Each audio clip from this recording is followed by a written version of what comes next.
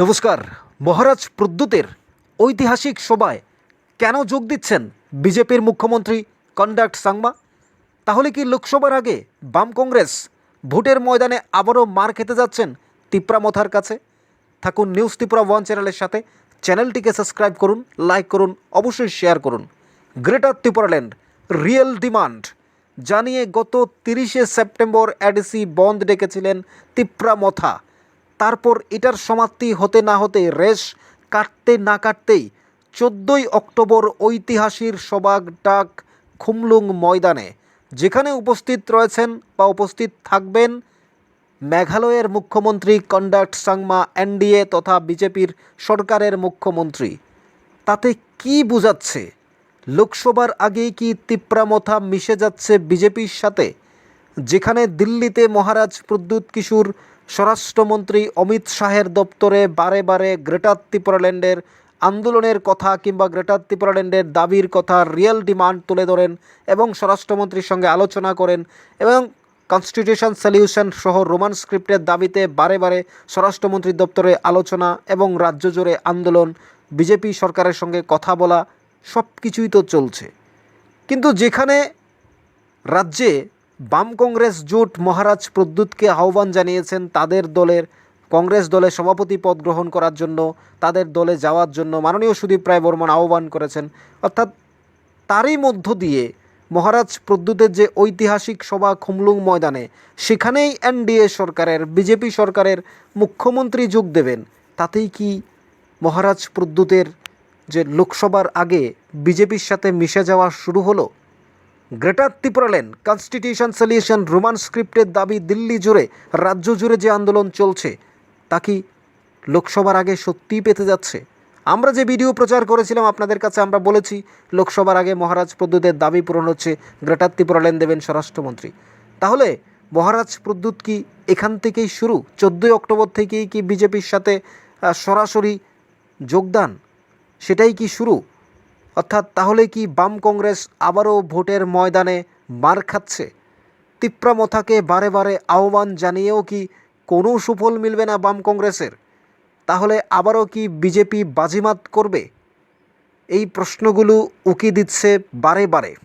যেহেতু যদি এই ঐতিহাসিক সভায় বিরোধী দলের কেউ যোগ দিত বা 14ই অক্টোবর যদি বিরোধী সরকারের কেউ আসতেন, তাহলে এই প্রশ্নগুলো উকি দিত না। কিন্তু যেহেতু এনডিএ সরকারের কনডাক্ট সাংমা, যিনি মেঘালয়ের মুখ্যমন্ত্রী, তিনি বিজেপি, সেখানকার বিজেপি সরকারের মুখ্যমন্ত্রী, সেই বিজেপি সরকারের মুখ্যমন্ত্রী আসছেন মহারাজ প্রদ্যুতের ঐতিহাসিক সভায় খুমলুঙে।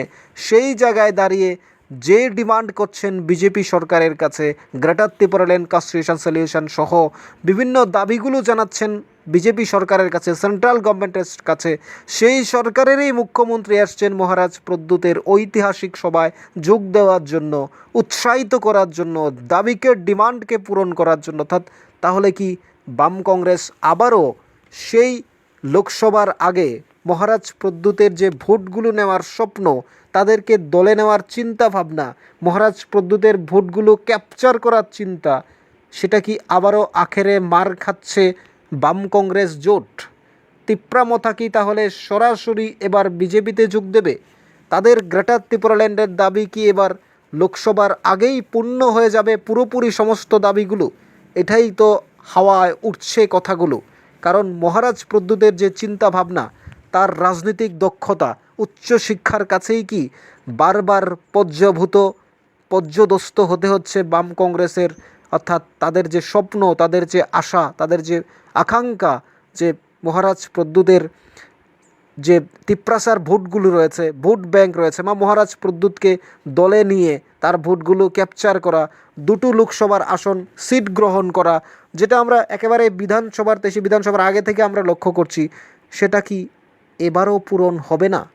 তাহলে কি বাম কংগ্রেস জোট আবারও তাদেরকেই লড়াই করতে হবে তিপ্রামথাকে ছাড়া?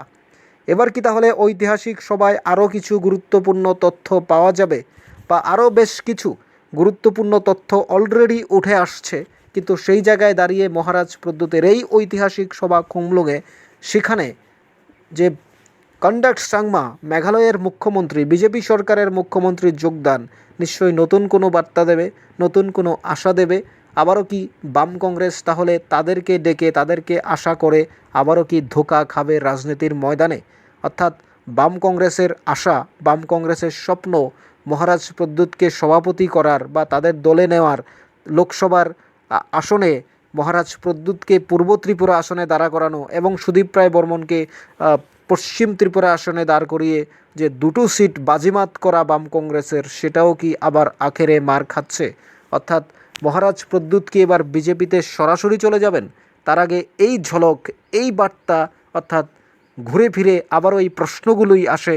তাহলে যেই ডিমান্ড মহারাজ প্রদ্যুৎ কিশোর বিজেপি সরকারের কাছে, স্বরাষ্ট্রমন্ত্রীর কাছে করছেন, greater Tripura land caste reconciliation সহ রোমান স্ক্রিপ্টের দাবি, সেই দাবিটা পূরণের জন্যই আরও একবার বহির্রাজ্য থেকে, মেঘালয় থেকে কন্ডাক্ট সাংমাকে এনে এই ঐতিহাসিক সভায় যোগ দেওয়ার বা ঐতিহাসিক সভায় তাকে দিয়ে কথা বলানোর কিংবা তাকে দেখানোর, একজন বিজেপি সরকারের মুখ্যমন্ত্রীকে দাঁড় করানোর বা বিজেপি সরকারের মুখ্যমন্ত্রীর সাথে এই ঐতিহাসিক সভায় কথা বলার, কথোপকথনের বা রাজ্যবাসীকে কন্ডাক্ট সাংবার মতো মানুষকে এনে দেখানোর। অর্থাৎ এর মানে কি? বিজেপি সরকারের সঙ্গে যৌথভাবে কি আবারও মহারাজ প্রদ্যুৎ কিশোরের এই রাজনৈতিক দক্ষতা, এই রাজনৈতিক গুরুত্ব আবারও কি গুরুত্ব পাবে এই লোকসভায়? মহারাজ প্রদ্যুৎই কি তাহলে সরাসরি সাপোর্ট করছেন বিজেপি সরকারকে, এনডিএ সরকারকে, নাকি অন্য কোনো কারণে আসছে কন্ডাক্ট সাংমা? তার চেয়ে বড় প্রশ্নগুলো হলো, যেহেতু রাজনৈতিক সভা, যেহেতু ঐতিহাসিক সভা, ঐতিহাসিক আন্দোলন, যেহেতু গ্রেটার ত্রিপুরাল্যান্ডের সভা, খুমলুং ময়দানে 30,000 মানুষের আহ্বান করেছেন মহারাজ প্রদ্যুৎ, সবাইকে যাওয়ার জন্য সকল ত্রিপ্রাসাকে বলেছেন। তাহলে কি বাম কংগ্রেস আবারও এই ঐতিহাসিক সভার মধ্য দিয়ে বা কন্ডাক্ট সাংমার উপস্থিতির মধ্য দিয়ে মেঘালয়ের মুখ্যমন্ত্রী, বিজেপি সরকারের মুখ্যমন্ত্রী এই মহারাজ প্রদ্যুতের ঐতিহাসিক সভায় যোগদানের মধ্য দিয়ে আবারও কি রাজনৈতিক ময়দানে একটা গুরুত্বপূর্ণ মার খেতে যাচ্ছেন? অর্থাৎ ভোটের ময়দানে একটা আশাহত কিংবা একটা স্বপ্নভঙ্গ হতে যাচ্ছে লোকসভায় আবারও বাম কংগ্রেসের। অর্থাৎ আখেরেই কি আবারও বিজেপিতে যোগ দেওয়ার চূড়ান্ত সম্ভাবনা, নাকি বিজেপিকে আবারও ইনডাইরেক্টলি সাপোর্ট করবেন সেটা আমরা জানি না, কিন্তু এই ঐতিহাসিক সভা দেখার অপেক্ষায়। কিন্তু বাম কংগ্রেস তাদের স্বপ্নগুলো কি বারবার এভাবেই বিপর্যস্ত হবে, এভাবেই মুছে যাবে তাদের স্বপ্নগুলো?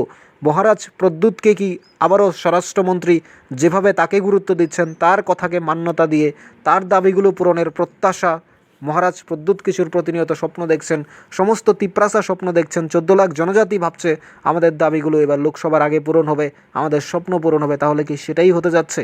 অর্থাৎ বাম কংগ্রেস কি আবারও সেই রাজনৈতিক ময়দানে আবারও এইভাবেই থেকে যাবে, তাদের স্বপ্নগুলো এভাবেই অপূর্ণ থেকে যাবে মহারাজ প্রদ্যুতের কাছে? তাহলে কি বারবার বাজিমাত করবে বিজেপির সাথে এভাবেই মহারাজ প্রদ্যুৎ? কি মনে হয় আপনাদের? এই ঐতিহাসিক সভায়, রাজনৈতিক আন্দোলনে এই কন্ডাক্ট সাংমাকে, মেঘালয়ের মুখ্যমন্ত্রীকে, বিজেপি সরকারের মুখ্যমন্ত্রীকে এনে মহারাজ প্রদ্যুৎ কী বোঝাতে চাইছেন? আপনাদের কি মনে হয়? আপনারা জানাতে পারেন কমেন্টস বক্সে। থাকুন নিউজ ত্রিপুরা 1 চ্যানেলের সাথে। চ্যানেলটিকে সাবস্ক্রাইব করুন, লাইক করুন, অবশ্যই শেয়ার করুন।